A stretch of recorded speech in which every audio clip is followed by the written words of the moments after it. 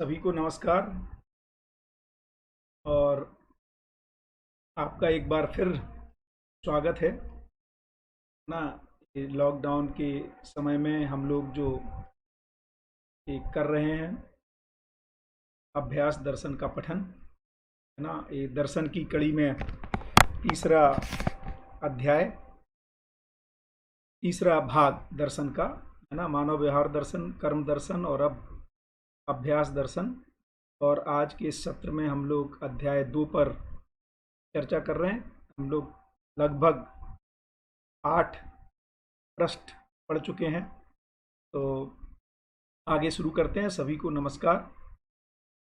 और हम लोग यहाँ पर थे कि किस तरह से जो अभ्यास करना है हमें अपने सफलता के लिए, और सफलता मानव लक्ष्य की सफलता है, और उसके सफल होने में किस तरह से कड़ी जुड़ी हुई है ना। कड़ी से कड़ी जुड़ी हुई का मतलब, जिस तरह से पदार्थ अवस्था के समृद्ध होने के उपरांत ही धरती पर प्राण अवस्था प्रकट होती है, उसी तरह से है ना इसके ऊपर प्राण अवस्था के बाद जीव अवस्था, जीव अवस्था के बाद ज्ञान अवस्था, ज्ञान अवस्था भ्रमित ज्ञान अवस्था के बाद है ना मानव पद या कोई अनुसंधान होना, उसका लोक व्यापीकरण होना, और उसके बाद मानव पद की स्थापना होना। इस तरह से पूरा एक क्रम है। इसमें कोई बाई पासिंग नहीं है, जंपिंग नहीं है ना। इस क्रम को ही अपने को फॉलो करते हुए चलना है। तो यदि हम इसको देखेंगे तो आगे बढ़ते हैं है ना। इसी में जो अगला, चैतन्य क्रिया ही जागृति पूर्वक पूर्ण संस्कृति और सभ्यता को प्रकट करता है, और इसी के आधार पर विधि एवं व्यवस्था स्पष्ट होता है। तो मुझे लगता है कि हम लोग काफ़ी आगे बढ़ चुके हैं। तो बहुत स्पष्ट है कि चेतन क्रिया ही अर्थात जीवन ही जागृति पूर्वक पूर्ण संस्कृति और सभ्यता को प्रकट करता है। संस्कृति का मतलब है अपने में जो संस्कार स्थापित हो जाना, या जो उससे संस्कारित जो समाज जिस तरह की कृतियां करता है, जो आगे एक्सप्लेन कर रहे हैं। और इसी के आधार पर फिर विधि यानी कि संविधान और व्यवस्था स्पष्ट होती है। संपूर्ण समाज के द्वारा जागृति के क्रम में जो कृतियां की जाती हैं, यही संस्कृति के रूप में प्रत्यक्ष हैं। वर्तमान में उनका अनुशीलन क्रिया सभ्यता के रूप में है। जो भी कृतियां समाज करता है, उसमें जो नई पीढ़ी आती है, आगे की पीढ़ी आती है, वो अनुशीलन करता है, शोध करता है कि ऐसा क्यों हो रहा है, और उस क्रम में वो सभ्यता प्रकट होती है। अर्थात पीढ़ी से पीढ़ी संस्कृति का ट्रांसफर होना पीढ़ियों में सभ्यता के रूप में पाया जाता है। व्यक्तिगत रूप में जो संस्कार प्रवृत्तियों के रूप में हैं, वही परिवार की सीमा में आचरण, समाज की सीमा में आचरण एवं संस्कृति, राष्ट्र की सीमा में संरक्षण, सभ्यता एवं व्यवस्था, तथा अंतरराष्ट्र की सीमा में विधि एवं सार्वभौम व्यवस्था सहज प्रमाण प्रसिद्ध है। तो इसको बता रहे हैं कि व्यक्तिगत रूप में, जो अपनी पहले भी बात हुई कि फाइनली जो संस्कारित होना है वो व्यक्तियों को होना है ना। और व्यक्तिगत रूप में जो संस्कार प्रवृत्तियों के रूप में आते हैं, वही परिवार में जब मैनिफेस्ट होते हैं तो आचरण के रूप में। और ऐसे कई परिवार है ना, ऐसे कई संस्कारित व्यक्तियों से बने हुए परिवार है ना, जब परिवार समूह या समाज की सीमा में व्यक्त होते हैं तो वो आचरण एवं संस्कृति। और वही जब यहाँ पर जब राष्ट्र की सीमा में, यहाँ अंतर्राष्ट्र और राष्ट्र को दो अलग शब्दों में यूज किया है ना, तो राष्ट्र की सीमा में जब संरक्षण व्यक्त होता है इस तरह के व्यक्ति और समाज, तो वो सभ्यता एवं व्यवस्था के रूप में, और अंतर्राष्ट्रीय सीमा में विधि एवं सार्वभौम व्यवस्था के रूप में व्यक्त होता है। तो फाइनली देखेंगे तो रूट में मानव को ही संस्कारित होना है अभ्यास पूर्वक। तो एक अध्ययन की प्रक्रिया में ना संस्कारित होने के लिए एक लेवल के बाद तर्क में सहमति बनने के बाद जो हम व्यवहार अभ्यास, कर्म अभ्यास करते हैं, उस क्रम में हमारे में संस्कार संस्कृति के रूप में स्थापित हो जाता है। और वही फिर अलग अलग लेवल पर हमारे में अखंड समाज सार्वभौम व्यवस्था तक प्रकाशित होता है, फैलता है। नियम, न्याय, धर्म एवं सत्य अखंड है, क्योंकि इनकी मात्रा का निर्णय नहीं है। अब देखिए इसको क्यों कह रहे हैं कि ये अखंड है। अर्थात ये अपने आप में नियम अपने आप में अखंड है, इसके कोई टुकड़े नहीं हो सकते। न्याय का कोई टुकड़ा नहीं है, ये भी अपने आप में अखंड है। धर्म और सत्य ये सारे अखंड हैं, इसलिए इनको ऐसा भी कहते हैं कि ये व्यापक की अभिव्यक्ति जागृत व्यक्तियों के द्वारा हो रही है, या जागृत व्यक्ति या मानव में वो ताकत है, इस व्यापक रूपी सत्ता को या सहअस्तित्व को पूर्णतया उद्घाटित कर देता है ना।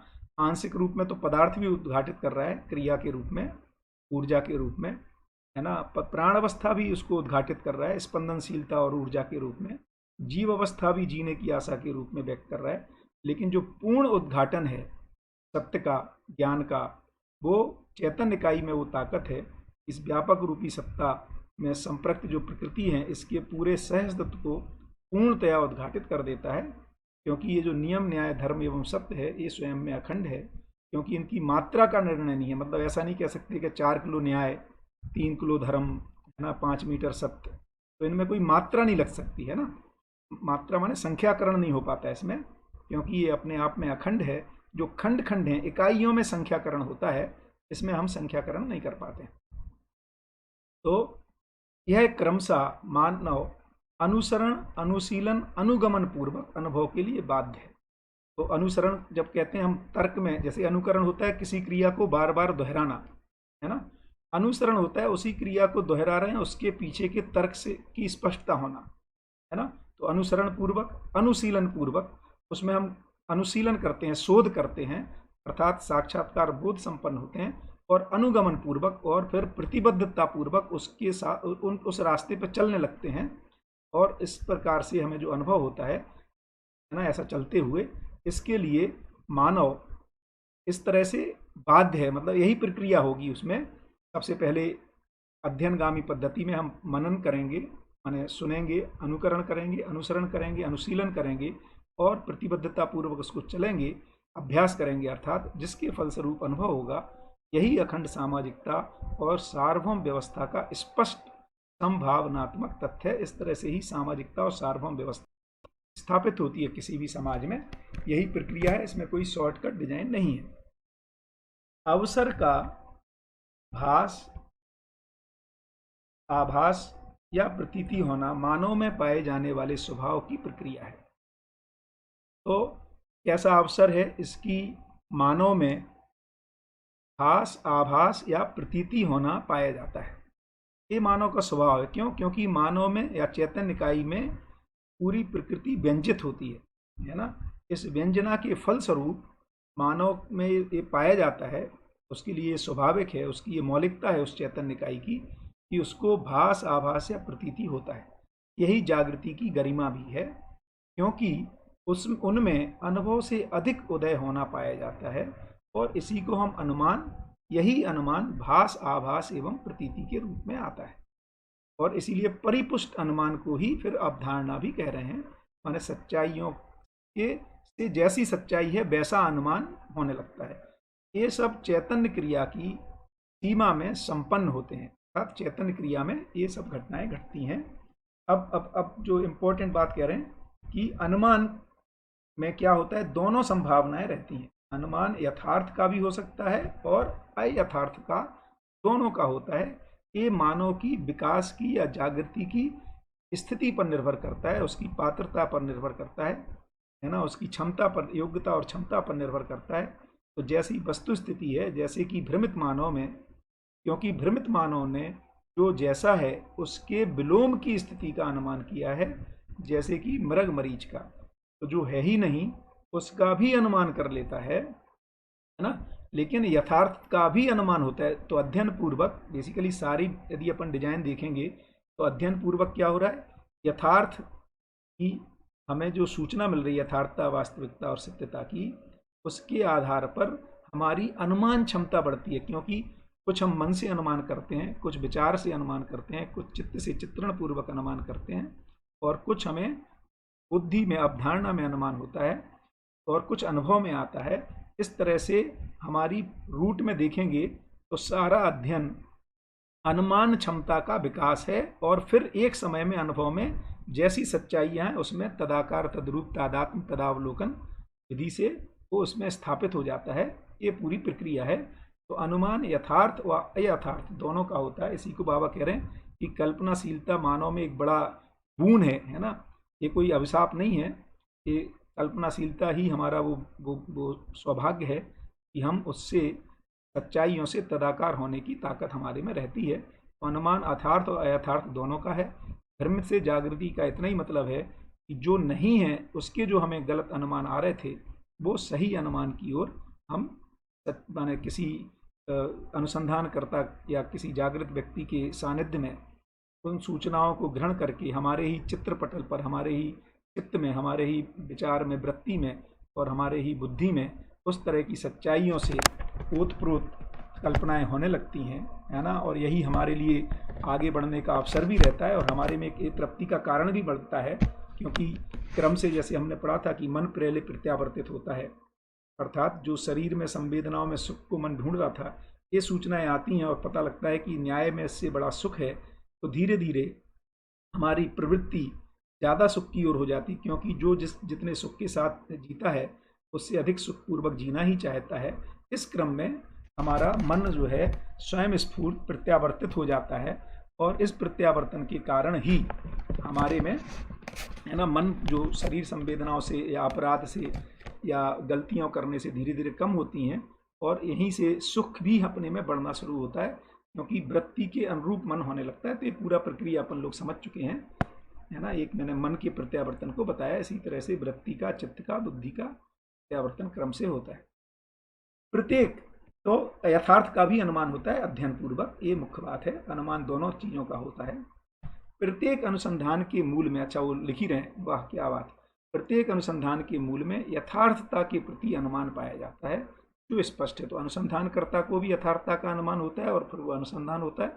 ऐसे ही शोधकर्ता को भी इस व्यंजित होता है इस भाषा से, है ना, या जागृत व्यक्ति के सानिध्य में उसकी अभिव्यक्ति, संप्रेषणा और प्रकाशन के माध्यम से, है ना, ये व्यंजित होता है। और उसमें भी अनुमान, तो आप लोग ये पाएंगे ही कि धीरे धीरे अपने में अनुमान बनने लगता है कि नहीं यार, जिया जा सकता है ना, हम समाज सुधर सकता है, सच्चाइयाँ स्थापित हो सकती हैं, इसकी संभावना उदय होने लगती है अपने में ना। और एक बड़ी क्रिया है संभावना का उदय होना, अपने में कुछ शुभ की घटित होने की अपने में संभावना उदय हो जाना, ये अपने आप में बहुत ही महत्वपूर्ण मुद्दा है।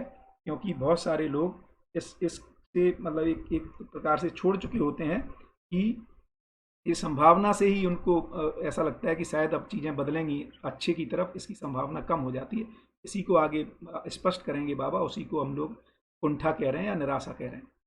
तो मानव द्वारा प्रकट होने वाला प्रमाण केवल प्रयोग, व्यवहार एवं अनुभव पूर्वक ही सिद्ध हुआ है, जो प्रत्यक्ष है। तो अब मानव प्रमाणित क्या करेगा, ज्ञान प्रमाणित कैसे होता है, तो प्रयोग में, व्यवहार में और अनुभव पूर्वक ही, इन तीन ही जगह तीन ही प्रमाण की बात की है ना। बहुत अच्छा बोल देना, इसको बाबा ने प्रमाण नहीं बोला है ना। इसलिए कभी कोई पूछ भी रहा था मेरे से किसी ग्रुप में कि भैया किस व्यक्तियों के बारे में हम धोखा ना खाएं या ठीक ठीक अनुमान कैसे लगा सकते हैं। तो व्यवहार प्रमाण को हमें देखना चाहिए ना, प्रयोग प्रमाण को देखना चाहिए। अनुभव प्रमाण तो डायरेक्ट दिखता नहीं है, वो विचार प्रमाण को बहुत अच्छी बोल लेता है, तर्क लगा लेता है, ये कोई प्रमाण नहीं माना गया है। वो फाइनली जीने में व्यवहार के रूप में ही प्रमाण को प्रमाण कह रहे हैं। ये बहुत ही इंपॉर्टेंट पॉइंट है, इसलिए कह रहे हैं कि सारा ज्ञान, ये बात अलग है कि बोलने में भी आएगा, लेकिन प्रमाण की स्थली को देखेंगे तो व्यवहार और कार्य, प्रयोग और व्यवहार में ही उस प्रमाण का सुनिश्चितकरण या ध्रुवीकरण होगा। तो इस तरह से हम अपनी परस्परताओं में इसको देख सकते हैं। प्रयोग सिद्ध प्रमाण उत्पादन व व्यवस्था की सीमा में, व्यवहार सिद्ध प्रमाण समाज की सीमा में एवं अनुभव सिद्ध प्रमाण आचरण की सीमा में उपादेय तथा प्रयोजनदायी सिद्ध हुआ है। तो जो प्रयोग सिद्ध प्रमाण है वो उत्पादन और व्यवस्था में, माने उत्पादन के साथ विनिमय, वितरण, ये सब जुड़ा ही हुआ है, जो भैया सुबह पूछ रहे थे। और व्यवहार का प्रमाण जो है वो सामाजिकता में दिखाई देगा। और अनुभव सिद्ध प्रमाण आचरण की सीमा में, है ना, जिसको अपन नीति त्रय, मूल चरित्र और नीति में दिखाई देगा। यहाँ पे वो उपादेयी और प्रयोजनदायी सिद्ध हुआ है, इसमें हम इसको देख सकते हैं। जीवन प्रमाण सिद्ध करने के लिए, जीवन किस लिए है भाई, जीवन तो प्रमाण को ही प्रस्तुत करने के लिए है। वह और प्रमाण क्या है, वह बेसिकली उत्पादन, व्यवहार और अनुभूति, ये तीन ही प्रमाणों में। तो जीवन शरीर को, ये बाबा सूचना दे रहे हैं कि जीवन तो शरीर को चलाने के लिए आता ही इसीलिए है कि वो प्रमाण को प्रस्तुत कर सके। और उसको प्रमाण कहाँ प्रस्तुत करना है, उत्पादन में, व्यवहार में और अनुभूति। प्रमाण विहीन अथवा प्रमाण संभावना विहीनता ही निराशा या कुंठा है। और जब हम इन स्थितियों में, कोई भी मानव किन्हीं क्षणों में इस तरह के निष्कर्ष पर आता है कि शायद अब हम प्रमाण को प्रस्तुत नहीं कर पाएंगे, जिसको मैं कह रहा था कि जब ये निष्कर्ष निकलता है कि अपनी ही पत्नी, भाई, बच्चों के साथ जीना, माता पिता के साथ संभावना नहीं है जीने की, या प्रमाण प्रस्तुत नहीं कर पाएंगे, मूल्यों के साथ नहीं जी पाएंगे, इसी का नाम निराशा या कुंठा है, जो मानव के कार्यक्रम, मानव जीवन के कार्यक्रम में सहायक नहीं है। और इसीलिए फिर लोग बहुत सारा, है ना, तो इलाज करना पड़ता है, काउंसलिंग करनी पड़ती है, या फाइनली देखें तो अध्ययन करने ही मूल काउंसलिंग तो वही है।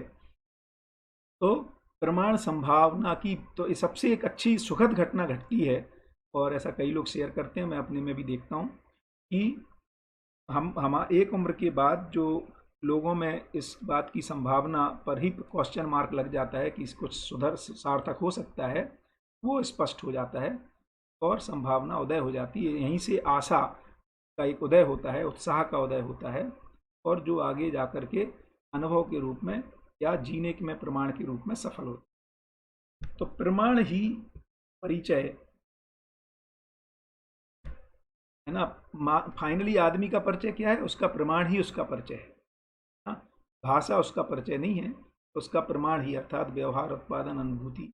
और जो बाहर से दिखने वाला है वो तो व्यवहार और उत्पादन में उसकी भागीदारी, यही प्रमाण ही परिचय के रूप में है, प्रमाण ही समाधान के रूप में है, प्रमाण ही समृद्धि के रूप में, प्रमाण ही अभयता, इस तरह से इसको पढ़ सकते हैं। तो प्रमाण ही परिचय, समाधान, समृद्धि, अभय, सहस्तित्व, जागृत जीवन, या प्रमाण ही उपलब्धि, सफलता, अखंड समाज, विधि, व्यवस्था, सभ्यता, संस्कृति एवं संस्कार है।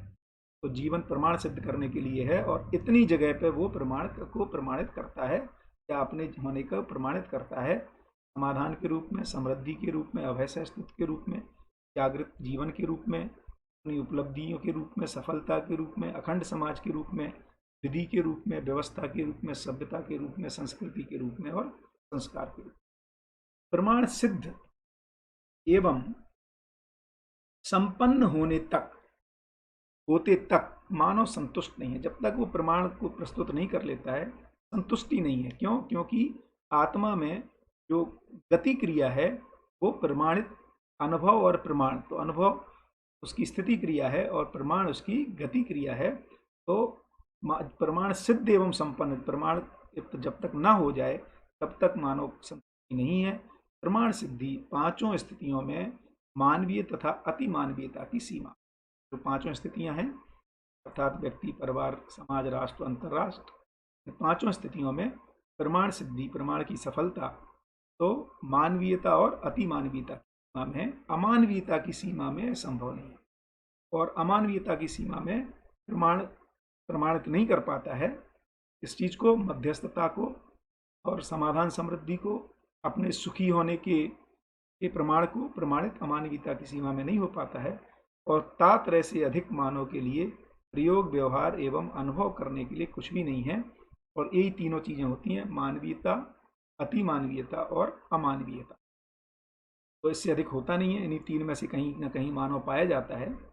और मानवीयता और अति मानवीयता में वो सफल हो जाता है, अमानवीयता में ये सफलता नहीं मिलती है। इसलिए जब तक सफलता नहीं है तब तक संतुष्टि नहीं है, अर्थात सफल होकर के ही मानव रुकेगा। इसीलिए कह रहे हैं जागृति निश्चित है ना? मानव में संस्कार ही विचार एवं आचरण है, यही सम्यकता के लिए अपेक्षा है। मीना दीदी को नमस्कार, है ना, ये बढ़िया, मेरा सौभाग्य, मीना दीदी जुड़ी हुई हैं। मानव में संस्कार ही विचार एवं आचरण है, यही सम्यकता के लिए अपेक्षा है। तो मानव में संस्कार जो है वही विचार एवं आचरण है ना।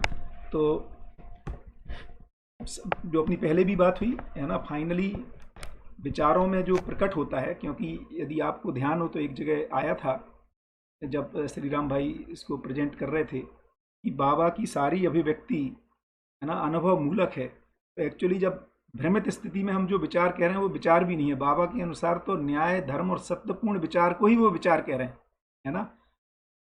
ये बात ठीक है कि उन्होंने उसके लिए नए शब्द नहीं दिए, जैसे है ना साक्षात्कार और चिंतन, है ना, अलग अलग दो किए, तो इसमें भी तो मतलब इतना वो ध्यान रखते उसको विचार ही कहा है।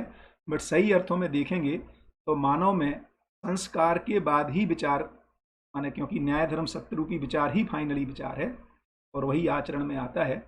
यही सम्यकता के लिए अपेक्षा है, सम्यकता माने पूर्णता के लिए ऐसी अपेक्षा भी है मानव में। संस्कार की सम्यकता के बिना सामाजिकता की अखंडता। अच्छा, स्क्रीन धुंधली हो रही है ऐसा कह रहे हैं, अभी ठीक है क्या? मानव में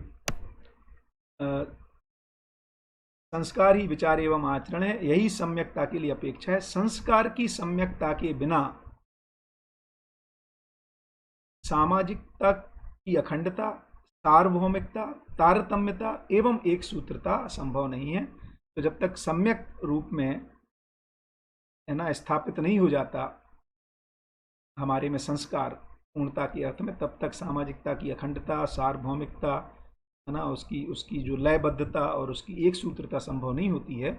यह मानवीयता एवं अति मानवीयता पूर्वक सफल एवं अमानवीयता की सीमा में असफल है। और ये बार बार इसको ध्यान आकर्षण करा रहे हैं कि ये देखिए, क्योंकि अभ्यास की अनिवार्यता चैप्टर का नाम ही है, और अभ्यास की अनिवार्यता इसीलिए है कि हम मानवीयता और अति मानवीयता में स्थापित हों इस तरह के। तो पहले तो मानवीयता रूपी समाज ही बनेगा, है ना, उसके लिए प्रयासरत रहें।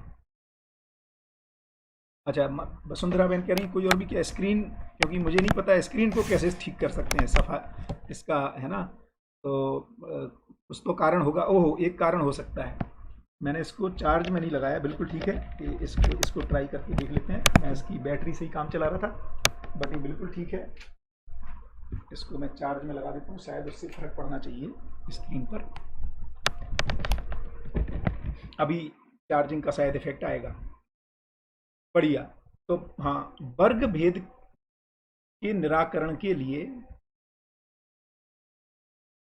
वर्ग भेद के निराकरण के लिए वो पढ़ा नहीं जा रहा है, तो और बड़ा फॉन्ट करने से कैसे होगा? अभी ठीक है?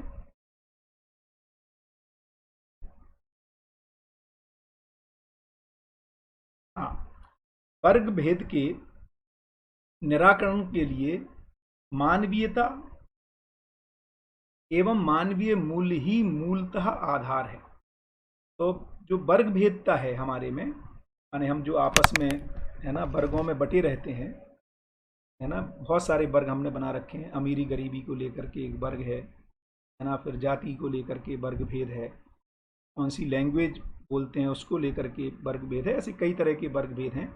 इसके निराकरण अर्थात अखंडता के लिए, वर्ग भेद का मतलब है हम खंड खंड हैं, टुकड़े टुकड़े में हैं, है ना, उसके निराकरण के लिए, है ना, तो वर्ग भेद के निराकरण के लिए मानवीयता एवं मानवीय मूल्य ही मूलतः आधार है।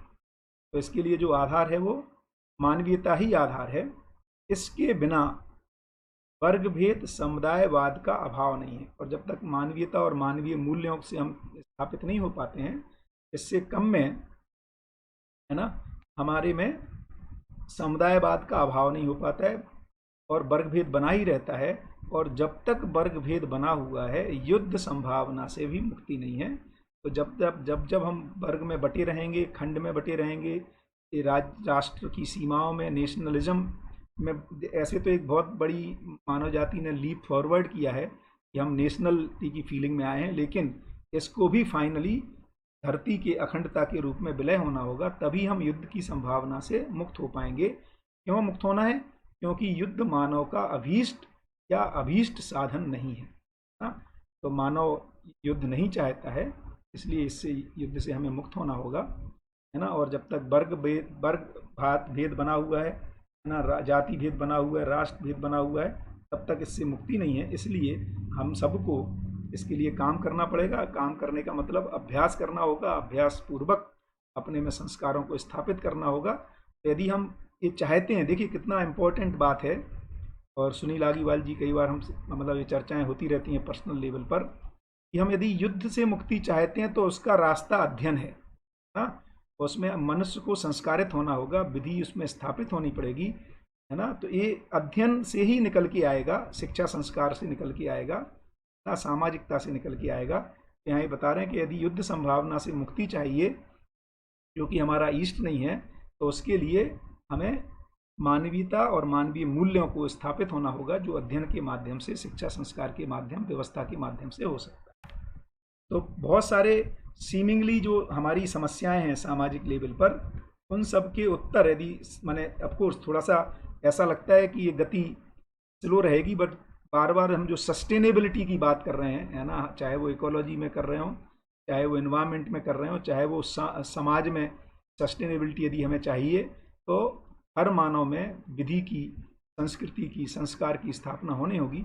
इतना ज़्यादा लंबा भी नहीं लगता मुझे रास्ता, है ना, कि अब स्पेशली जो इंटरनेट के आने से जो गति बढ़ी है ना, हम लोग बहुत तेज़ी से यदि हम सब अपनी ऊर्जाओं को चैनलाइज करेंगे, है ना, तो हमें, मुझे लगता है कि अब इतना समय भी नहीं लगेगा। हम लोग एक अच्छी स्थिति में हैं, बहुत ही समर्थ वर्ग इसमें जुड़ा है। और ये भी एक अच्छी बात है कि नॉर्मली किसी भी अनुसंधान में, है ना, जो जिज्ञासु लोग हैं, समर्थ वर्ग है, वही किसी चीज़ को ले जाने के लिए, धारक बाहक होने के लिए अपने को अर्पित करता है, समर्पित करता है। तो मुझे लगता है कि अब इतना समय नहीं लगेगा और ये गति से मतलब तो मुझे लगता है कि ठीक ठीक गति है, जैसा कि हमने सुबह चर्चा की। मानव जाति एवं धर्म एक ही है। देखिए यहाँ पर ध्यान दिला रहे हैं कि मानव जाति, क्योंकि इसलिए वर्ग भेद हमने मानव में कई जातियों के आधार पर कर रखे हैं, तो मानव जाति एक है, मानव धर्म एक है ना। मानव धर्म की अपन चर्चा कर चुके हैं कि फाइनली मानव धर्म जो है वो सुख धर्मी है मानव, या धर्म को कह रहे हैं कि जो धारणा है, जिससे बहुत ही गजब की बाबा ने मतलब पूरा धर्म की पूरी भाषा, वो उसका अर्थ ही बदल दिया है। मैंने उसको यूं कहें कि सही अर्थ में परिभाषित कर दिया है।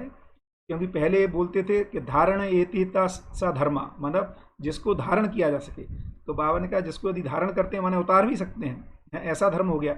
इसी सिद्धांत के आधार पर धर्म परिवर्तन की बात होती है कि आज मैं इस धर्म को बिलोंग करता हूँ, कल मैं चाहूँ तो अपना धर्म बदल सकता हूँ। जबकि यहाँ बाबा कह रहे हैं कि जो धारणा है, अर्थात धारणा को उन्होंने डिफाइन किया कि जो धारण एतित सा धर्मा नहीं है कि धारण करते हैं, बल्कि धारणा वो है जिससे जिसका विलगीकरण ही संभव ना हो। क्या अलग जबरदस्त उसको जब देखा अस्तित्व में, तो अस्तित्व में पाया कि जिसको जिससे अलग ना कर सकें वही उसका धर्म है। तो मानव का ही धर्म नहीं होता है, बल्कि पदार्थ का भी धर्म है, जिसको अस्तित्व धर्मी कह रहे हैं, है ना। प्राण अवस्था का भी धर्म है, अस्तित्व के साथ साथ पुष्टि धर्म है। जीव अवस्था का भी धर्म है, पुष्टि धर्म के साथ साथ अस्तित्व धर्म, पुष्टि धर्म के साथ साथ जीने की आशा के रूप में धर्म है। और मानव को सुख की आशा से अलग नहीं कर सकते। हर मानव, चाहे वो कहीं भी हो, किसी भी देश दिशा काल में पाया जाता हो, किसी भी माने धरती पर हो, है ना, किसी भी भूखंड में पाया जाता हो, वो सुख धर्मी ही है। इस अर्थ में धारणा का मतलब है या धर्म का मतलब है जिससे जिसको अलग ना कर सकें।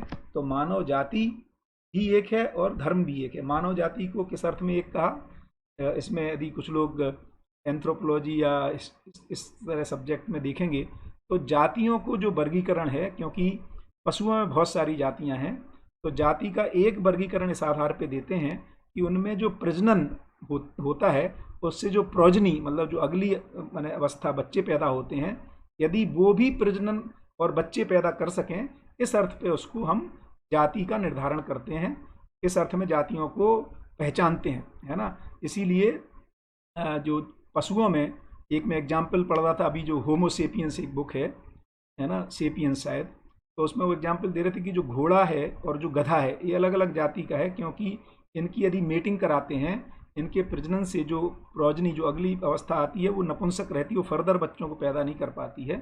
तो मानव में इस अर्थ में भी देखेंगे तो जाति एक है, चाहे वो किसी भी देश के हों, यूरोपियन हो, अमेरिकन हो, हिंदुस्तानी हो, पाकिस्तानी हो, किसी भी धर्म माने अभी आज के प्रचलित धर्म को मानने वाले हों, इनमें जो प्रजनन क्रिया से जो बच्चे पैदा होते हैं, उनमें बच्चे पैदा करने की ताकत रहती है।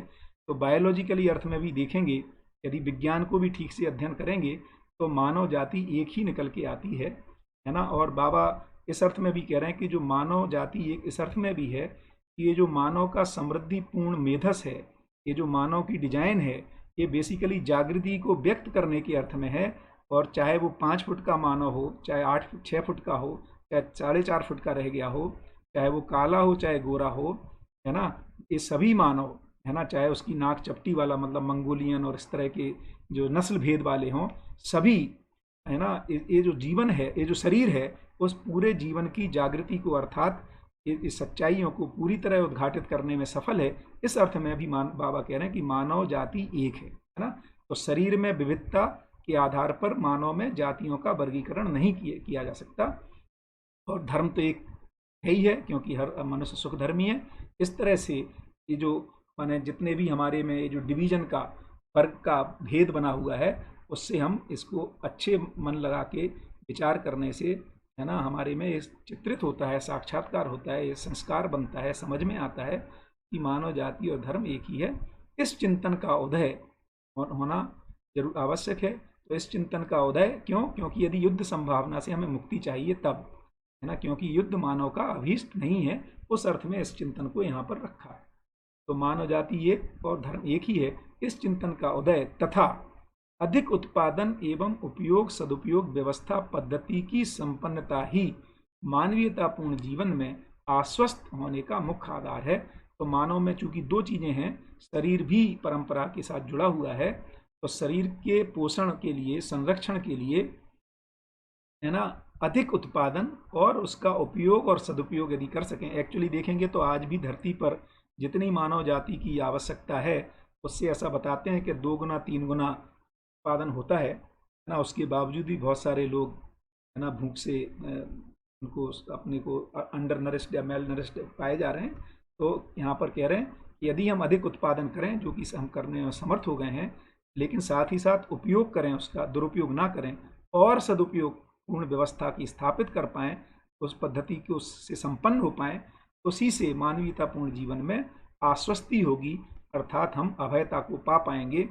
और आज के कोरोना के टाइम में हम ये देख ही रहे हैं कि बहुत सारे लोग, है ना, ये अभी एक विडंबना भी, और अब शायद हम सबको ये सोचना भी पड़ेगा कि जिनके पास रहने के लिए, है ना, उतने साधन नहीं हैं, हाइजीनिक कंडीशंस में नहीं रह पा रहे हैं, है ना, उनके पास सैनिटाइजर तो भूल जाइए, शायद साबुन भी ये बार बार हाथ धोने के लिए नहीं है। तो खाने की, तो ये हम सभी इस डेंजर को महसूस कर रहे हैं, क्योंकि हम सब जुड़े हुए हैं, है ना, हम सब सहस्तित्व में हैं। एक आदमी दुखी रहेगा और हमारा काम चल जाएगा, ऐसा नहीं है। तो हम पूरे मानव जाति को ही समृद्ध करने की बात कर रहे हैं। ऐसे बहुत सारे घटनाओं में हम देख ही सकते हैं, लेकिन जब सच्चाइयाँ स्पष्ट होंगी तो ही वो घटनाएं हमारे लिए आगे के लिए मार्गदर्शक हो पाती हैं, प्रेरणा स्रोत हो पाती हैं। मानवीयता संपन्न मानव अपेक्षा ही संस्कार एवं व्यवस्था पद्धति का आधार एवं लक्ष्य है। तो मानवीयता संपन्न मानव अपेक्षा ही, तो यदि हमारे में ये अपेक्षा बनती है मानवीयता से संपन्न होने की, यही संस्कार एवं व्यवस्था पद्धति का आधार एवं लक्ष्य है।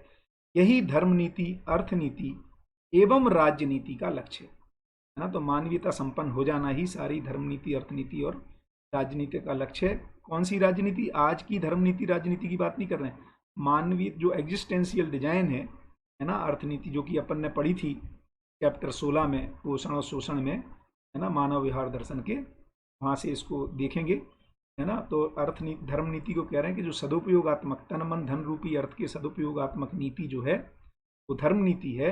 और तन मन धन की सुरक्षा, क्योंकि हर मानव अपने तन मन धन का सदुपयोग और सुरक्षा चाहता है। एक मनोवैज्ञानिक तथ्य, मतलब उसमें पाए जाने वाला, ये उसमें पाया ही जाता है हर मानव में। तो इस तरह की धर्म नीति, अर्थनीति और राजनीति की लक्ष्य है। यह मानव जीवन की समग्र नीति है ना। ये तीनों नीतियों में एकाकरण, एक सूत्रता होना ही ये समग्र नीति है।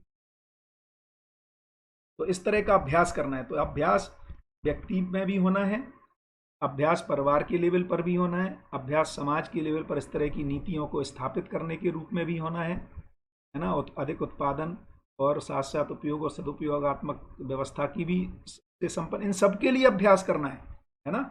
ये इसलिए अभ्यास की अनिवार्यता कह रहे हैं क्योंकि युद्ध विहीन होना है, शोषण विहीन होना है, सुखपूर्वक जीना है, केवल हमें ही नहीं, केवल मेरे परिवार को नहीं, बल्कि समाज को। ये मेरी ही कामना है, हम सबकी कामना है, मानव सहज कामना है। चल रहा है, उसमें भी चल रहा है। हेलो, हाँ जी, अभी फिर से कनेक्ट हो गया है। ये unable to connect to chat हो रहा है, समझ ये तो नहीं, इसमें उसमें खोल दो ये। नहीं, दो जगह मत करो, है ना, चल रहा है तो अपने में देख लो, ठीक चल रहा है ना। ओके, सो सभी को नमस्कार। I think we are back, है ना। तो आगे बढ़ते हैं, कहाँ तक थे। मुझे लगता है 2-3 मिनट का मिस हुआ होगा, है ना। मुझे भी अभी बहुत याद नहीं है कहाँ पर मिस हुआ है। तो मानवीयता के बिना यहाँ से मैं ले लेता हूँ एक बार फिर से, है ना। और एक अनएक्सपेक्टेडली कनेक्शन डिस्कनेक्ट हुआ, नॉर्मली होता नहीं है। बढ़िया। तो मानवीयता के बिना मानव जीवन स्वस्थ, विश्वस्त, आश्वस्त, व्यवस्थित, समाधानित एवं स्वतंत्रित नहीं है। तो मानवीयता के बिना मानव जीवन स्वस्थ नहीं है, मतलब मन की स्वस्थता नहीं है, स्वयं के प्रति विश्वास भी नहीं है, परस्परताओं में आश्वस्ति नहीं है, व्यवस्था नहीं है, समाधान नहीं है और स्वतंत्रता नहीं है। यांत्रिकता की सीमा में, है ना, यांत्रिकता की सीमा में आस्वादन की आवश्यकता, संज्ञानशीलता, संवेदनशीलता की सीमा में सामाजिक मूल्यों की आवश्यकताएं तथा कल्पनाएं हैं। यही अनुभव के लिए संभावना बनी रहती है। तो यदि हम देखेंगे तो यांत्रिकता की सीमा में आस्वादन की आवश्यकता, है ना। तो जो अपन कह रहे थे कि जो यांत्रिकता की सीमा कहाँ तक है, माने जो भौतिक जड़ जगत, रासायनिक जगत है, उसको कह रहे हैं यांत्रिकता की सीमा। तो यांत्रिकता की सीमा में आस्वादन ही होता है हमें जड़ जगत का। संज्ञानशीलता, संवेदनता, इनके जब संज्ञानीयता के में संवेदनशीलताएं जब नियंत्रित होती हैं तो सामाजिक मूल्यों की आवश्यकता तथा कल्पनाएं हैं। यही अनुभव के लिए संभावना बनी रहती है और इस तरह से अनुभव की संभावना उदय होती है। ये अगला बहुत ही अच्छा पैराग्राफ है। क्या कह रहे हैं इसमें कि अनुभव के लिए जो घटनाएं, स्वयं के लिए जो घटनाएं वेदना के कारण हैं, वे ही दूसरों के लिए भी हैं।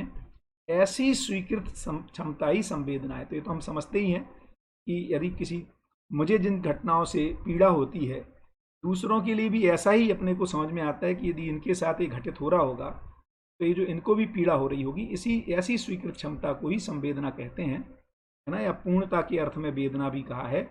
इसके अभाव में, अर्थात यदि ऐसी संवेदना ना हो मानव में, तो इसके अभाव में मानव जीवन में निहित विशेष मूल्यों का प्रयोजन सिद्ध होना संभव नहीं है। तो ये जो विशेष मूल्य माने मानव में उद्घाटित होते हैं, अर्थात जो ज्ञान की ओर गति होती है, तो ऐसा भी अपन कहते हैं कि संवेदनहीनता से संवेदनशीलता और उसके आगे संज्ञानीयता। तो चूंकि हमें दूसरों के कष्ट को देख करके, दूसरों में जो घटनाएं वेदना के कारण हैं, ऐसा देख करके स्वयं में भी वेदना होती है। इसी वजह से हमारे में विशेष मूल्यों का प्रयोजन सिद्ध होना संभव हो पाता है। इसी व्यवस्थावश मानव सामाजिक मूल्यों के आचरण, अनुकरण, अनुसरण एवं अनुशीलन के लिए बाध्य है। तो क्योंकि जब हम किसी को पीड़ा में देखते हैं, है ना, इससे अपने को पीड़ा होती है, इसी से अपने में उदय होता है कि सभी की पीड़ाएं से कैसे मुक्त हों। तो बहुत सारे लोग मैं देखता हूं, और जब मैं अपने में भी इस बात को, है ना, देखता हूं, तो मैं ये पाता हूं कि बहुत सारे लोग इसलिए नहीं प्रयासरत कर रहे हैं समाज में अच्छा करने का क्योंकि वो पीड़ित हैं वो, लेकिन जो दूसरों में वेदना को देखते हैं और जो अपने में, उनमें जो व्यंजित होता है उससे, ये जो दूसरों की दुख और पीड़ा, है ना, और ऐसा उनको संभावना दिखती है कि इससे मुक्ति संभव है, इसके लिए भी लोग ऐसा करने जाने के अर्थ में ही अपने में विशेष योग्यताओं का, मूल्यों का प्रयोजन सिद्ध होता है, जिसको अपन ममता, उदारता, कृपा, दया, कृपा, है ना, या जो 9 मूल्य, शिष्ट मूल्यों की बात कर रहे हैं, या मानवीय मूल्यों की जो बात कर रहे हैं, ओवरऑल देखेंगे जो 30 मूल्यों की बात कर रहे हैं। तो ये बहुत ही इम्पोर्टेंट पैराग्राफ है। ऑफकोर्स मानव व्यवहार दर्शन में भी आया हुआ है कि जो दूसरों के कष्ट को देख करके, है ना, जो पीड़ा होती है, तो उससे जो मुक्ति होने के लिए, जो सभी इससे मुक्त हो जाएं, इसके लिए जो हमारे में प्रयास है, ऐसी स्वीकृत क्षमता ही संवेदना है।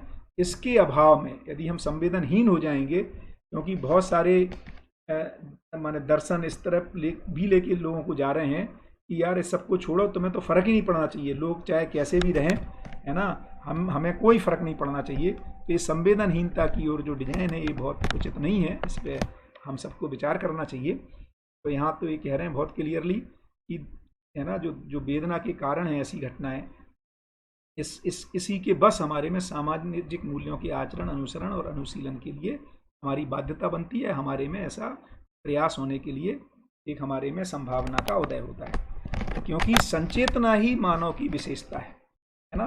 तो संचेतना में दोनों चीजें हैं, संवेदना भी है और संज्ञानीयता भी है ना। अब मेरे पास है ना, समाउ जब मैंने द्वारा ये कनेक्ट हुआ तो मुझे चैट नहीं दिखाई दे रही है ना, और ये चैट में अब मैं बाद में देख लूंगा, और अभी मैं बिना चैट के ही ये इंटरेक्ट अपन चल रहे हैं आगे, है ना। आपका मैं कमेंट नहीं देख पा रहा हूँ, ये पूरी तरह अभी वन वे हो गया है। तो संचेतना ही मानव की विशेषता है, यही विशेषता, तो संचेतना में क्या हुआ, संज्ञानीयता प्लस संवेदनशीलता। तो संचेतना विषय केवल संवेदनशील होने से नहीं चलेगा, तो कैसे उसको हम पूरा कर सकें, है ना, उस अर्थ में संज्ञानीयता है। अर्थात ये जो दूसरों में जो वेदना के कारण है उससे कैसे मुक्त हो सकते हैं, या कैसे पॉजिटिवली कहें तो समाधान से सभी युक्त हो सकते हैं। तो यही संचेतना ही मानव की विशेषता है। यही विशेषता समाधान, समन्वयता, तारतम्यता, संतुलन एवं संगीतमयता को पाने का एकमात्र अधिकार है। और ऐसा होने की वजह से ही, है ना, हम समाधान को, समन्वयता को अर्थात एक दूसरे के साथ पूरकता को, है ना, उपयोगिता को, तारतम्यता को, संगीत को, संतुलन को पाने के लिए हम पा पाते हैं संज्ञानीयता के अर्थ में, जब हमारी संवेदनाएं नियंत्रित होती हैं तब। प्रेम, वात्सल्य, श्रद्धा, ममता, स्नेह, विश्वास, गौरव एवं कृतज्ञता संज्ञानशीलता का प्रत्यक्ष रूप है। तो जो अभी अपन ने बात की कि इस वेदना से मुक्ति के लिए मानव जीवन में निहित विशेष मूल्यों का प्रयोजन, तो कौन से मूल्यों का प्रयोजन सिद्ध होता है, तो प्रेम, वात्सल्य, श्रद्धा, ममता, सम्मान, ये जो स्थापित मूल्य हैं ये संज्ञानीयता में हमारे में स्पष्ट होते हैं, क्योंकि इनके बिना सामाजिक व्यवहार संपन्न होना संभव नहीं है।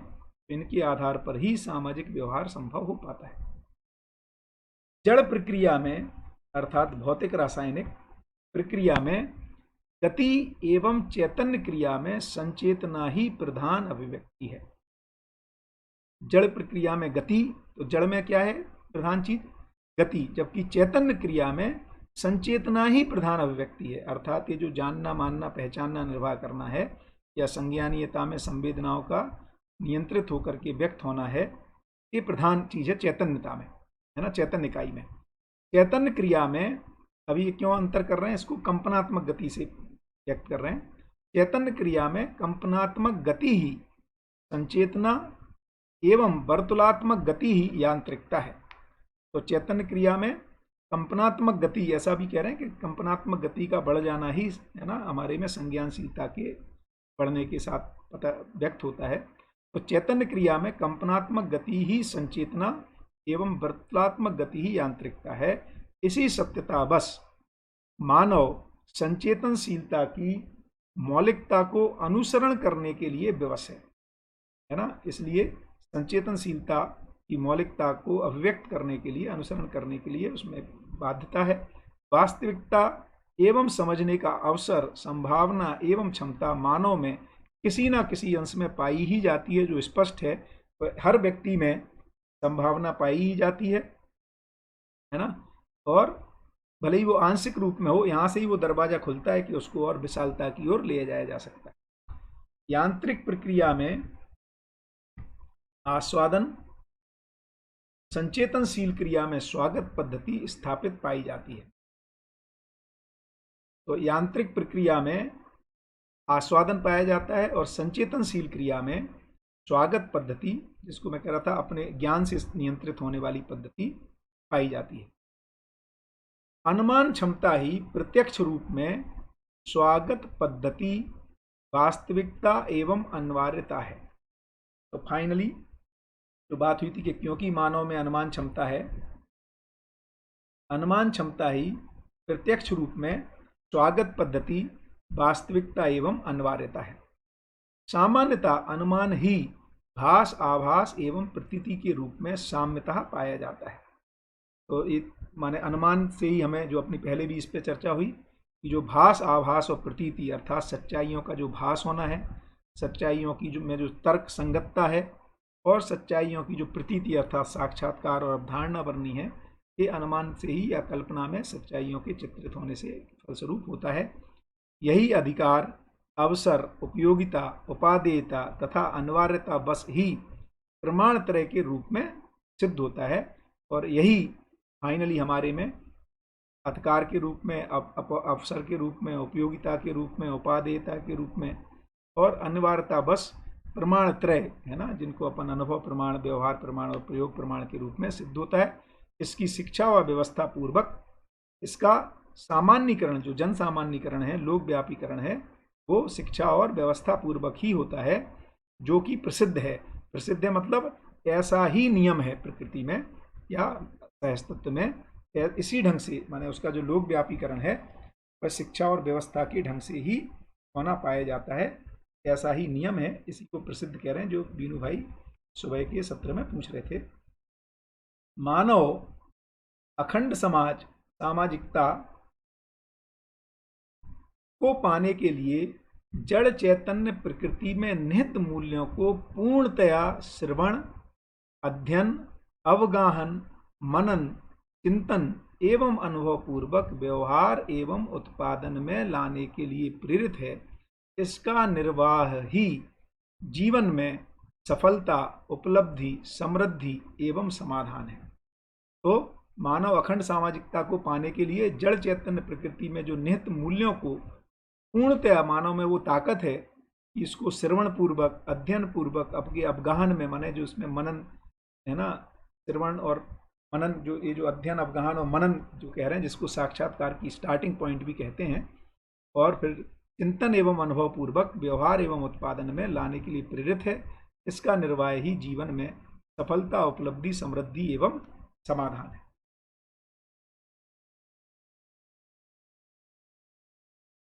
बाध्यता या अनिवार्यता से विमुख होना ही पराभव या असफलता है।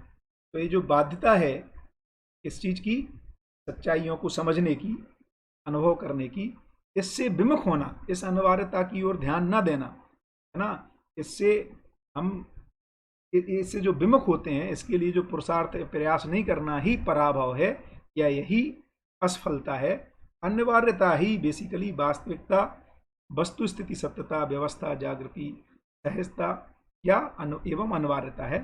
तो इन सब चीज़ों को समझना ही अनिवार्यता है हमारे में, और इससे विमुख होना ही पराभव है, या यही मानव जीवन की असफलता भी है। तो हम पूरा समय निकाल देते हैं, भले ही 80 साल 100 साल जिए, लेकिन यदि हम सच्चाइयों को ठीक से नहीं समझ पाए, फलस्वरूप सुख, समाधान, समृद्धि को प्रमाणित नहीं कर पाए, तो ये फाइनली एक हमारी विफलता ही है, या पराभव ही है, या हम असफल हो गए। भले ही हमने बहुत सारा है ना, मैंने सामग्री इकट्ठी कर ली हो, लेकिन जीवन की सफलता तो समाधान, समृद्धि, अभय, सहस्तित्व को प्रमाणित करने में ही है, या सुख, शांति, संतोष, आनंद पूर्वक जीने में ही है। मानव में पाई जाने वाली अति मानवीयता समाधान एवं अखंडता के रूप में, मानवीयता एक सूत्रता व समन्वयता के रूप में, तथा अमानवीयता परस्पर वैविध्यता व विरोध के रूप में द्रष्टव्य है ना। तो ये बहुत क्लियर है। जब अमानवीयता तो हमारे में परस्पर में विविधता और विरोध के रूप में है, मानवीयता में भी विविधता है, लेकिन वहाँ एक सूत्रता है। विविधता किस अर्थ में है कि हमारे कर्म अनेक हो सकते हैं, है ना। कोई शिक्षा के काम में काम करेगा, कोई उत्पादन प्रधान रूप में काम करेगा, कोई स्वास्थ्य प्रधान रूप में काम करेगा, कोई विनिमय प्रधान रूप में काम करेगा। तो इस अर्थ में, लेकिन उसमें क्या होगी, एक सूत्रता व समन्वयता के रूप में रहेगी। और मानव में पाई जाने वाली अति मानवीयता समाधान एवं अखंडता के रूप में, मानवीयता एक सूत्रता और समन्वयता के रूप में, और अमानवीयता परस्पर विविधता और विरोध के रूप में द्रष्टव्य है। जागृत मानव स्वभाव, इष्ट प्रवृत्ति, वृत्ति तथा निर्वृत्ति, शिक्षा तथा व्यवस्था, प्रबुद्धता व अनुसंधान, इन सब का क्रमशः तात्रय के लक्ष्य पर आधारित पाया जाता है। तो मानव में जो भी, जिसको भी वो इष्ट मानता है, तो ये तात्रय के आधार पर है। क्या मतलब हुआ या तो हम अमानवीयता को इष्ट मान लेते हैं, माने सुविधा संग्रह, भोग, अतिभोग, बहुभोग, है ना, या आहार, निद्रा, भय, प्रजनन, इनको इसकी सीमा में जो विषय स्वभाव, विषय प्रवृत्तियों को हम मान लेते हैं ईष्ट, या फिर हम मानवीयता के विषय स्वभावों को ईष्ट मानते हैं। इन्हीं लक्ष्यों के आधार पर ही मानव में जागृत मानव का स्वभाव, इष्ट, प्रवृत्ति, वृत्ति तथा निर्वृत्ति, शिक्षा तथा व्यवस्था, प्रबुद्धता व अनुसंधान, इन सब का क्रमशः 7 तरह के लक्ष्य पर आधारित होना पाया जाता है। तो मूल में यदि देखेंगे तो हमारे में लक्ष्य की शिफ्टिंग होनी है ना, जो मानवीय लक्ष्य और अति मानवीय लक्ष्यों की स्थापना होनी है।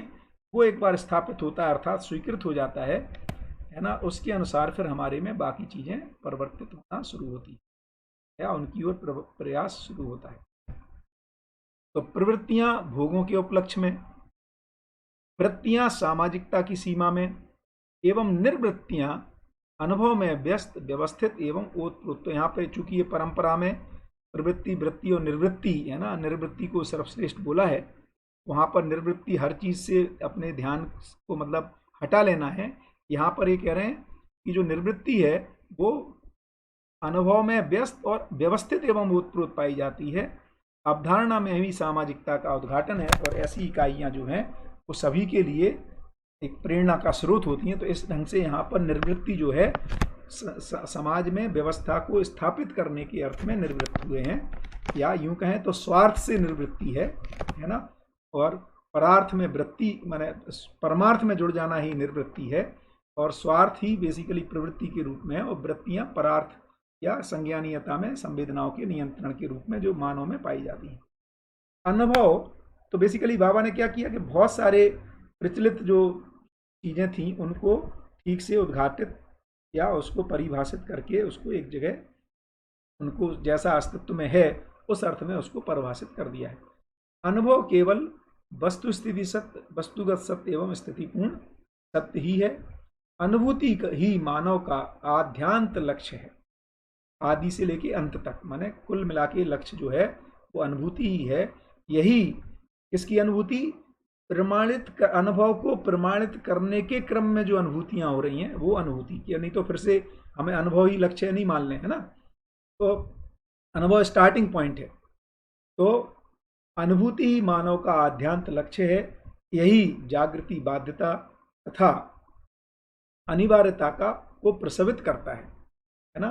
तो इसी से हमारे में जागृति के लिए बाध्यता, क्योंकि जो श्रेष्ठ मानव हैं जो इसको पा चुके हैं उनके संपर्क में आने से हमारे में जागृति की ओर बाध्यता, माने एक हमारे में उत्सवपूर्वक स्वयं स्फूर्त स्वीकार होता है कि इसको हमें पाना चाहिए, तो उसकी जागृति की बाध्यता तथा अनिवार्यता को प्रसवित करता है। तो एक मानव जो अनुभूत संपन्न हो जाता है तो दूसरों में इसके प्रसव के लिए कारण बनता है। इसलिए व्यवस्था, प्रक्रिया, पद्धति, प्रणाली एवं नीति के अनुसंधान एवं अनुसरण के लिए संकल्प, इच्छा, विचार व आशा का प्रवर्तन है। और इसी के लिए है ना, व्यवस्था, प्रक्रिया, पद्धति, प्रणाली एवं नीति के अनुसंधान एवं अनुसरण के लिए ही संकल्प, इच्छा, विचार और आशा का प्रवर्तन है। फलतः उत्पादन, व्यवहार तथा अनुभूति की चरितार्थता होती है। तो उत्पादन में भी सफल होते हैं, व्यवहार में भी सफल होते हैं और अनुभूति में भी सफल होते हैं। मध्यस्थ क्रिया की गरिमा ही अनुभव एवं अनुभव में निष्ठा में से के लिए प्रयास है।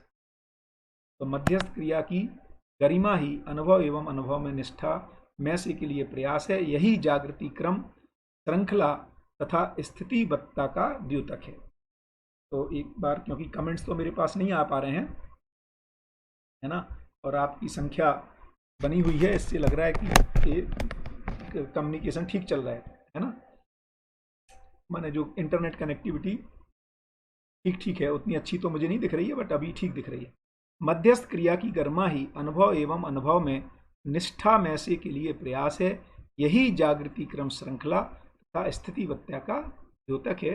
फाइनली मध्यस्थ क्रिया की स्थापना होना है। ये जो हमारे में सारा मन, वृत्ति, चित्त, बुद्धि, इच्छा, मन, वृत्ति, चित्त, बुद्धि जो उससे अलाइन होती है अनुभव से, और फिर इसको जीने में प्रमाणित करती है। यही निष्ठा में से के लिए, इसी के लिए प्रयास है। यही जागृति क्रम, श्रृंखला है। मध्यस्थ क्रिया में ही अनुभव में प्रवृत्त रहने, अनुभव से प्रभावित होने और प्रभावित करने का। देखिए अब क्या बात कर रहे हैं, हर एक का एक अपना अपना रोल है। तो आत्मा का क्या रोल है? तो आत्मा का जो प्रवृत्ति है, अनुभव में ही प्रवृत्त रहने, अनुभव से प्रभावित होने और प्रभावित करने तथा अनुभव के लिए जागृतशील रहने की संभावना एवं अवसर है। किसमें? आत्मा में। क्योंकि अनुभव आत्मा में ही होता है, जिसको कह भी रहे हैं कि मन रसज्ञ है ना, वृत्ति तत्व के लिए प्रयास तब तक करता रहता है। चित्त जो है वो सच्चाइयों को समझने के लिए, है ना, चिंतन के लिए प्रयासशील है। बुद्धि सच्चाइयों को पाने के लिए प्रयासशील है। ऐसे ही आत्मा अनुभव के लिए प्रयासशील है। तो क्योंकि आत्मा मध्यस्थ क्रिया में ही अनुभव में प्रवृत्त रहने, अनुभव से प्रभावित होने और प्रभावित करने तथा अनुभव के लिए जागृतशील रहने की संभावना एवं अवसर है। क्योंकि अनुभव आत्मा में ही होता है, अनुभव मध्यस्थ है। यह मनुष्य के उत्पादन में नियम, व्यवहार में न्याय, विचार में समाधान एवं अनुभव मात्र में सत्य है तथा साथ ही मानव जीवन में से के लिए प्रमाण भी है। सम और विषम क्रियाएं मध्यस्थ क्रिया से अनुशासित हैं ही, साथ ही अनुसरण, अनुकरण एवं अनुगमन के लिए भी बाध्य है। तो मानव जीवन में से के लिए प्रमाण भी है। सम और विषम क्रियाएं मध्यस्थ क्रिया से अनुशासित हैं, यानी मध्यस्थ, सम विषम फाइनली मध्यस्थ में विलय हो जाती हैं। मध्यस्थ क्रिया की ही स्थापना होती है, प्रतिष्ठा होती है। उस अर्थ में मध्यस्थ सत्ता ही प्रतिष्ठित है। तो इस अर्थ में सम और विषम क्रियाएं मध्यस्थ क्रिया से अनुशासित हैं। और ऐसा, जैसा कि मैंने उदाहरण के रूप में कहा था कि देखिए नॉर्मल स्थितियों में भी किसी भी आवेश की निरंतरता नहीं पाई जाती, है ना। आवेश मुक्त स्थिति की ही, स्वभाव गति की ही निरंतरता होती है। अर्थात हम बहुत अधिक समय तक हम बहुत गुस्से में नहीं रह पाते हैं, मद में नहीं रह पाते हैं, है ना, क्रोध और मत्सर में, माने ईर्ष्या द्वेष में नहीं रह पाते हैं। ये समन होता ही है इनका। क्यों होता है? क्योंकि आत्मा में जो मध्यस्थ क्रिया है उसके प्रभाव रूप हमारे में आवेश स्वयं स्फूर्त रूप में हमारे में समन होता है। क्योंकि मध्यस्थ क्रिया की ही स्थापना होती है और सही अर्थों में जागृति में ये मध्यस्थ प्रभावी हो जाता है। आंशिकता में ये प्रभाव भी हमें दिखाई देता ही है। तो सम और विषम क्रियाएं मध्यस्थ क्रिया से अनुशासित हैं ही, साथ ही अनुसरण, अनुकरण व अनुगमन के लिए भी बाध्य हैं। तो ये फाइनली उसका अनुसरण करते हैं और अनुकरण करते हैं और अनुगमन माने उस रास्ते पे चल देते हैं। ये क्रिया पाई जाती है। प्रकृति की का मध्यस्थ सत्ता में संप्रक्त अधिकार ही क्रिया, विकास एवं जागृति के लिए कारण है। और क्यों हो रहा है ये सारा? क्योंकि हम मध्यस्थ सत्ता में होने की वजह से ही आत्मा में मध्यस्थ क्रिया है और ये फलस्वरूप उस तरफ गति है। इसलिए यहाँ पर जो मध्यस्थ सत्ता की जो महत्ता है, जिसको हम कारण और महाकारण कह रहे हैं सहस्तित्व को, तो उसमें जो संप्रक्तता वश ही प्रकृति का मध्यस्थ सत्ता में संप्रक्तता के वश ही उसमें क्रिया, और क्रिया में श्रम, गति, परिणाम, और परिणाम के अमृत स्वरूप विकास, और श्रम के विश्राम के लिए जागृति, और गति के गंतव्य के लिए जागृति पूर्णता, ये उसका कारण है। जागृति पूर्वक पाए जाने वाला चरम उत्कर्ष अधिकारी ही अनुभव है। यही मध्यस्थ क्रिया की आरूढ़ता है ना। ऐसी अर्हता पर्यंत जागृतिशीलता बनी ही रहती है, इसको यहाँ आकर्षण करा रहे हैं। अनुभव एवं समाधान चैतन्य प्रकृति में चरितार्थ हुआ है, ना कि जड़ क्रिया में। तो कहीं भी ऐसा नहीं पाया जाता कि भौतिक, रासायनिक आदि की पेड़ पौधे, है ना, या शरीर में कोई जड़ जगत में अनुभव के लिए प्रेरणा, प्रयास ऐसा नहीं पाया जाता। या समाधान के लिए कि समस्याग्रस्त हो गया या पेड़ बैठा हुआ है कि कैसे समाधानित होंगे, ये क्रिया जड़ जगत में नहीं पाई जा रही है। चैतन्य प्रकृति में भी ही यह चरितार्थ होता है। चैतन्य प्रकृति का परिमार्जन कैसे चरितार्थ होता है? क्योंकि चैतन्य प्रकृति का परिमार्जन संस्कार पूर्वक होता है। स्वभाव, दृष्टि, प्रवृत्ति, वृत्ति एवं निर्वृत्ति के रूप में प्रत्येक क्रिया प्रत्यक्ष है, जिसकी सम्यकता अर्थात पूर्णता की कामना व प्रयास है। तो चैतन्य प्रकृति का परिमार्जन संस्कार पूर्वक होता है। ये अपन पहले जब बात कर चुके हैं, है ना, जो संस्कार होने से हमारे में परिमार्जन होता है, और उसी से स्वभाव, दृष्टि, प्रवृत्ति, वृत्ति एवं निर्वृत्ति के रूप में प्रत्येक क्रिया प्रत्यक्ष है, जिसकी सम्यकता, जिसकी पूर्णता की कामना मानव में पाई जाती है। केवल कामना ही नहीं पाई जाती, उसके लिए प्रयास भी दिखाई देता है।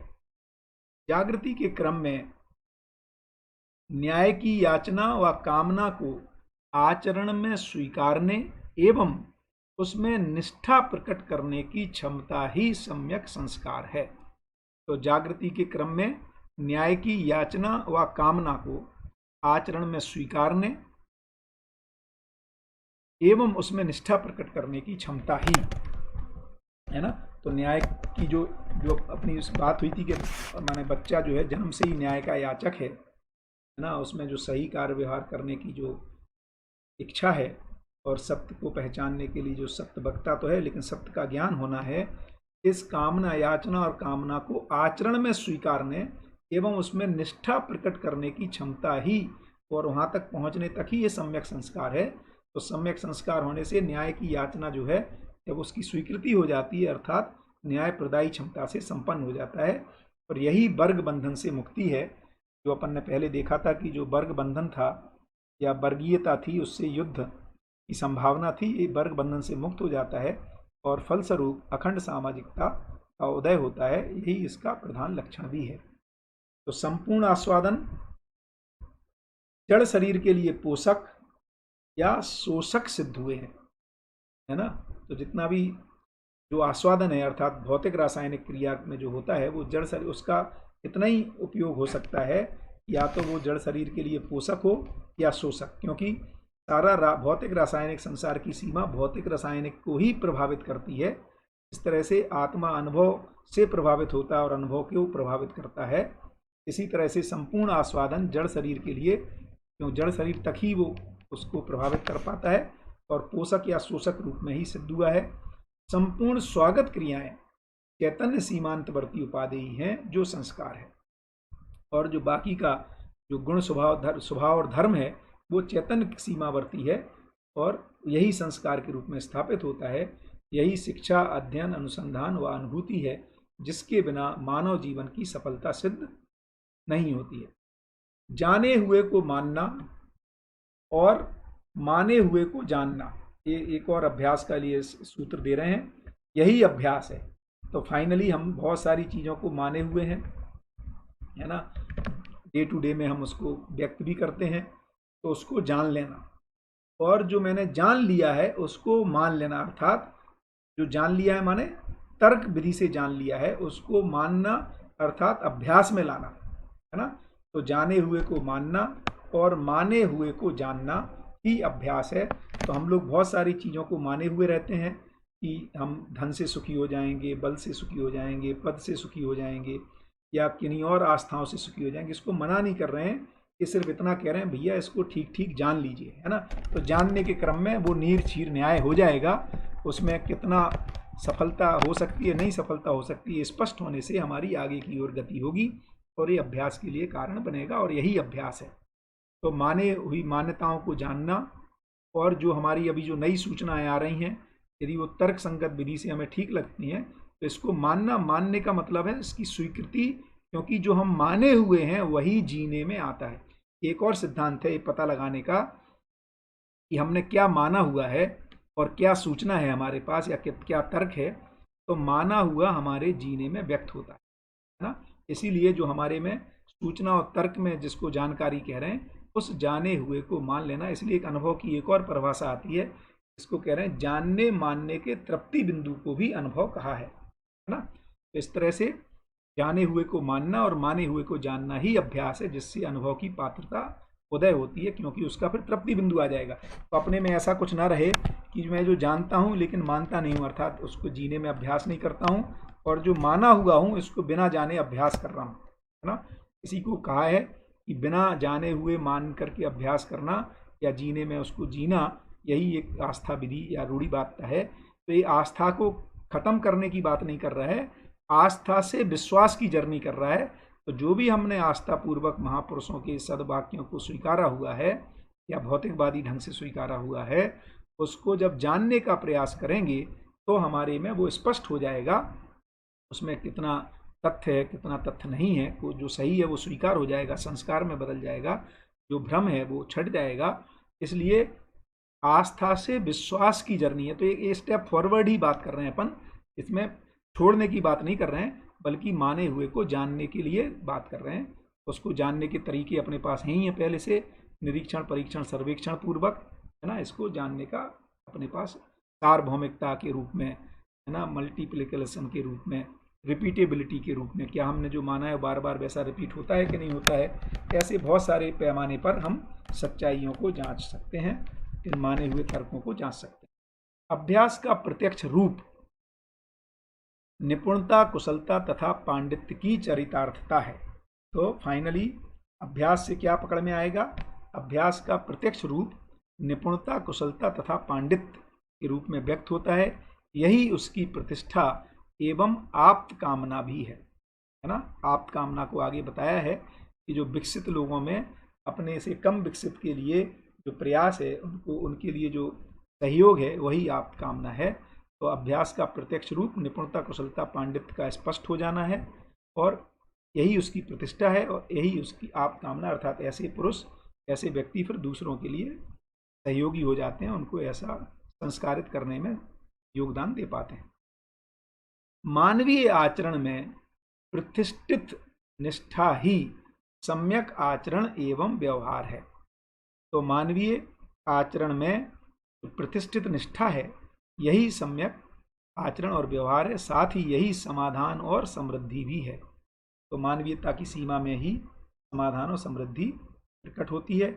अति मानवीयता के प्रति निर्भ्रमता ही सम्यक ज्ञान है, और जो जहाँ हमें जो फाइनली लक्ष्य पर पहुँचना है, उसके प्रति निर्भ्रमता हो जाना ही सम्यक ज्ञान है।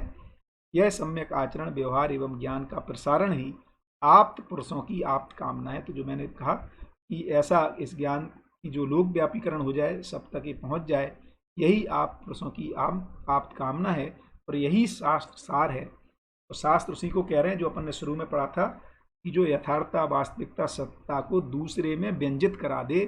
तो आप्त पुरुषों की आप्त कामना ये दूसरों में व्यंजित हो जाए, उसके लिए जो भी लिखित माध्यम है ना, यही शास्त्र है, यही शास्त्रों का सार है ना, सारांश है, या उनका मूल रूप है।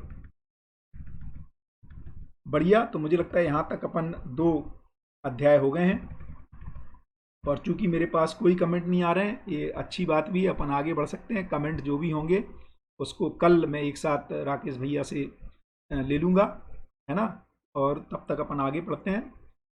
तो बहुत ही बढ़िया। अभ्युदय की अभी अपन ने बात कर रहे थे हम लोग अभ्यास की अनिवार्यता पर। अब अभ्युदय की अनिवार्यता क्यों है, इसकी बात कर रहे हैं, क्योंकि यहाँ से ही वो सेट होगा। क्योंकि अभ्युदय की अनिवार्यता है, इसीलिए हमें अभ्यास की भी अनिवार्यता बनती है। तो क्यों अभ्युदय की अनिवार्यता है? क्योंकि सर्वतोमुखी विकास ही अभ्युदय है। तो हर सर्वतोमुखी विकास किसको कह रहे हैं? कि जो 4 आयाम और 5 स्थितियों में, तो सर्वतोमुखी विकास ही अभ्युदय है, जो सर्व मानव का लक्ष्य है। और ये किसका लक्ष्य है? केवल हमारा आपका लक्ष्य नहीं है, बल्कि सर्व मानव का लक्ष्य। क्योंकि प्रत्येक भ्रमित मानव कर्म करते समय स्वतंत्र एवं फल भोगते समय परतंत्र। तो हर मानव कर्म करते समय स्वतंत्र है और फल भोगते समय परतंत्र। कैसा मानव? भ्रमित मानव। जागृत मानव ऐसा नहीं है। जागृत मानव कर्म करते समय भी स्वतंत्र है और फल भोगते समय भी स्वतंत्र है। क्यों? क्योंकि फल जैसा वो चाहता था, है ना, उससे वैसा ही फल आता है। फलस्वरूप सुख रूपी, समाधान रूपी, समृद्धि रूपी फल जो है वो स्वतंत्रता पूर्वक भोगा जाता है, और उसके विपरीत में जो दुख रूपी फल है, या जो भय रूपी फल है ना, या जो भ्रम रूपी फल है, जो द्रोह विद्रोह शोषण रूपी फल है, क्योंकि हम उसको भोगना नहीं चाहते, तो कर्म करने में तो हम स्वतंत्र रहते हैं भ्रमित मानव के रूप में, लेकिन फल तो नियम से ही आता है, और ऐसा फल आ जाता है जिसको मैं भोगना नहीं चाहता हूँ, उसी को अपन परतंत्रता कह रहे हैं। तो इस अर्थ में जागृत मानव कर्म करने में भी स्वतंत्र है, फल भोगने में भी स्वतंत्र है। भ्रमित मानव कर्म करने में तो स्वतंत्र है, लेकिन फल भोगने में स्वतंत्र नहीं है। तो सर्वतोमुखी विकास ही अभ्युदय है, जो हर मानव का लक्ष्य है। क्योंकि उसके कारण बता रहे हैं, दूसरा कारण बता रहे हैं, क्योंकि प्रत्येक मानव गलती करने का अधिकार एवं सही करने का अवसर लेकर ही जन्मता है। कितना अस्तित्व में कितना ब्यूटीफुल डिजाइन है कि हर मानव, प्रत्येक मानव को गलती करने का अधिकार है। भाई कहाँ से आ गया अधिकार? क्योंकि मानव अधिक विकसित इकाई है, जो अपन ने पहले पढ़ा था। सब सर्व विकसित इकाई होने से वो अपने से अन्य के साथ गलती करने की संभावना, क्योंकि विकसित है इसलिए शोषण भी कर पाता है, करने में वो सक्षम रहता है ना। भले ही उसमें वो दुखी होता है क्योंकि फल भोगने में परतंत्र है। तो अच्छी बात क्या है, साथ ही साथ गलती करने का अधिकार है, लेकिन सही करने का अवसर लेकर जन्मता है ना। क्या अवसर है? क्योंकि प्रत्येक मानव जन्म से न्याय का याचक है, न्याय प्रदान करने में असमर्थ रहता है, लेकिन याचक जरूर है, प्रदायी क्षमता नहीं है ना। ये अवसर के रूप में है कि वो प्रदायी क्षमता से संपन्न हो जाए। प्रत्येक मानव बौद्धिक समाधान एवं भौतिक समृद्धि चाहता है।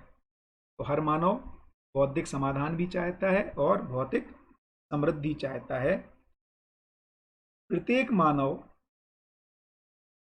का अकेले में कोई कार्यक्रम स्पष्ट नहीं है। तो ये जो हम लोग कहते रहते हैं कि अकेला आया है अकेला जाऊंगा, ये बिल्कुल भ्रमित मान्यताएं है। मानव संबंधों में ही जन्म लेता है ना, संबंध पूर्वक ही आता है और संबंधों में ही जाता है, और संस्कार लेकर के, यदि व्यवस्था है तो संस्कार लेकर के जाता है। ना अकेला आता है ना अकेला जाता है। एक्चुअली आना जाना होता नहीं है, क्योंकि जीवन की कोई उत्पत्ति नहीं है।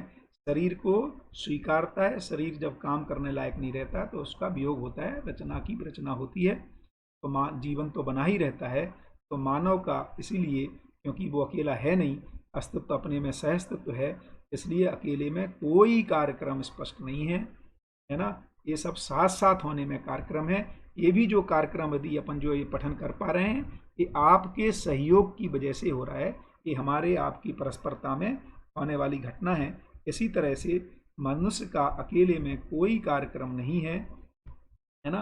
ये सब साथ साथ सहअस्तित्व में ही सारे कार्यक्रम हैं। प्रत्येक मानव में अन्य प्रकृति में से के लिए अपेक्षा उपयोग से अधिक उत्पादन क्षमता है। और प्रत्येक मानव में अन्य प्रकृति में से के लिए की अपेक्षा उपयोग से अधिक उत्पादन क्षमता है। ये हर मानव में, और इसको तात्विक रूप में जो बाबा बोलते थे, क्योंकि उत्पादन में भागीदारी करने वाला जीवन और शरीर, क्योंकि जीवन शक्तियां लगती ही हैं, है ना, निपुणता कुशलता पांडित्य के रूप में, आशा विचार इच्छा के रूप में। तो काम करने वाले दो रहते हैं, और उसको जो उपयोग करना है, जो उत्पादन हुआ, उसको उपयोग तो केवल शरीर ही करता है ना। इस अर्थ में आवश्यकता माने तात्विक स्वरूप में भी आवश्यकता से अधिक उत्पादन की क्षमता मानव में रहती ही है ना। तो क्यों अभ्युदय की अनिवार्यता है? इन सब वजह से। प्रत्येक मानव प्रकृति का अभिन्न अंग है। मानव भी प्रकृति का हिस्सा ही है। प्रत्येक मानव सुख शांति संतोष एवं आनंदानुभूति चाहता है, इसलिए अभ्युदय की अपेक्षा है, अभ्युदय की अनिवार्यता है। प्रत्येक मानव का लक्ष्य विहीन कार्यक्रम नहीं है, इसलिए भैया क्या लक्ष्य बनाओगे? अभ्युदय नहीं लक्ष्य बनाओगे तो सुविधा संग्रह लक्ष्य बन जाएगा, है ना, जो तृप्ति नहीं देगा, क्योंकि उसका कोई तृप्ति बिंदु ही नहीं है। तो इसलिए भी अभ्युदय की अनिवार्यता है, क्योंकि मानव का लक्ष्य विहीन कार्यक्रम नहीं है, इसलिए हमारे में अभ्युदय रूपी लक्ष्य की अनिवार्यता बनती है। प्रत्येक मानव सतर्कता एवं सजगता से परिपूर्ण होना चाहता है ना। हम कोई भी काम करें, हम उसको तर्क ही नहीं दे पाए क्यों ऐसा कर रहे हैं, है ना। तो हमारे में तर्क संगत का भी चाहिए और सजगता की भी से परिपूर्ण होने की चाहत बनी ही हुई है। इसलिए भी हमें अभ्युदय, क्योंकि अभ्युदय को ही तर्क संगत विधि से समझाया जा सकता है, दूसरे तक संप्रेषित किया जा सकता है। और जो द्रोह विद्रोह युद्ध को हम परस्परता में ठीक से तर्क विधि से संप्रेषित ही नहीं कर पाते हैं। यदि हम युद्ध को प्रोपेगेट करते हैं तो जो भी जब सामने से तर्क आता है उसका हम तर्क संगत उत्तर नहीं दे पाते हैं, है ना। ऐसा ही सभी अमानवीय कार्यक्रमों के साथ है। इनको ये सतर्कता तर्क संगतता उसमें स्पष्ट नहीं हो पाती है, सजगता तो उसके आगे की स्थिति। तो चारों आयामों एवं पांचों स्थितियों की एक सूत्रता एवं समन्वयता ही अभ्युदय का प्रत्यक्ष रूप है, जिसकी संभावना एवं अवसर भी है ना। इसकी संभावना भी है, इसका अवसर भी है। चारों आयाम अपन बात कर चुके हैं, विचार व्यवहार व्यवसाय और अनुभव, और पांचों स्थितियां अर्थात व्यक्ति परिवार समाज राष्ट्र और अंतरराष्ट्र। आवश्यकता से अधिक उत्पादन पूर्वक भौतिक समृद्धि है जो उत्पादन का लक्ष्य है, और न्यायपूर्ण व्यवहार या मानवीय मूल्यों का निर्वाह पूर्वक सहकार, सहयोग एवं सहानुभूति जिसका प्रत्यक्ष रूप समाज में निर्विषमता और अभयता है। तो समाज में निर्विषमता अर्थात निर्विरोधता, अर्थात पॉजिटिवली कहें तो सभी के साथ स्नेह, और अभयता का पॉजिटिव है, क्योंकि ये भय का उल्टा है अभय, है ना, निगेटिव है, उसका पॉजिटिव है परस्परता में विश्वास। तो इसकी स्थापना हो पाती है, जिसका प्रत्यक्ष रूप समाज में निर्विषमता और अभयता के रूप में दिखाई देता है। जड़ चैतन्यात्मक प्रकृति का दर्शन एवं व्यापक सत्ता में अनुभव ज्ञान पूर्वक समाधान जिसका प्रत्यक्ष रूप व्यवहारात्मक जनवाद एवं समाधानात्मक भौतिकवाद है। तो जड़ चैतन्यात्मक प्रकृति का दर्शन एवं व्यापक सत्ता में अनुभव ज्ञान पूर्वक समाधान जिसका प्रत्यक्ष रूप, उसका जो स्वरूप है जीने में, वो व्यवहारात्मक जनवाद और समाधानात्मक भौतिकवाद। अर्थात समाधानात्मक भौतिकवाद का मतलब है कि जो जड़ संसार है, हम उसमें कोई द्वंद्व नहीं है, कोई संघर्ष नहीं है, बल्कि पूरकता, उदात्तीकरण है, और मानव अपनी सारी आवश्यकताओं को पूरा कर सकता है बिना प्रकृति को घायल किए, बिना प्रदूषण को फैलाए। तो इस अर्थ में कह रहे हैं सत्ता में अनुभव ही पूर्ण विकास और जागृति है, जिसका प्रत्यक्ष रूप दया, कृपा एवं करुणा का प्रकटन है। यही चारों आयामों की एक सूत्रता, पूर्ण उपलब्धि, विकास एवं जागृति सफलता, कृतकृत्यता, सतर्कता एवं सजगता है। तो सत्ता में अनुभव ही पूर्ण विकास और जागृति है, जिसका प्रत्यक्ष रूप दया, कृपा एवं करुणा का, उसके फलस्वरूप क्या होता है, दया, कृपा, करुणा का प्रकटन है। ये प्रमाणीकरण है ना। तो पहले धीरता, वीरता, उदारता का प्रमाणीकरण है, उसके बाद दया, कृपा, करुणा का प्रकटन है, जिसको जागृति पूर्णता कह रहे हैं। यही चारों आयामों की एक सूत्रता, पूर्ण उपलब्धि, विकास एवं जागृति सफलता, कृतकृत्यता, कृतकृत्य हो गए माने धन्य हो गए, है ना, सफल हो गए, सतर्कता एवं सजगता है। साथ ही जड़ चैतन्यात्मक प्रकृति का अभीष्ट भी है। और जड़ और चैतन्यात्मक प्रकृति का अभीष्ट माने जो मानव है, जो जड़ चैतन्य प्रकृति के संयुक्त रूप में है, उसका अभीष्ट भी है, उसका लक्ष्य भी। ज्ञान अवस्था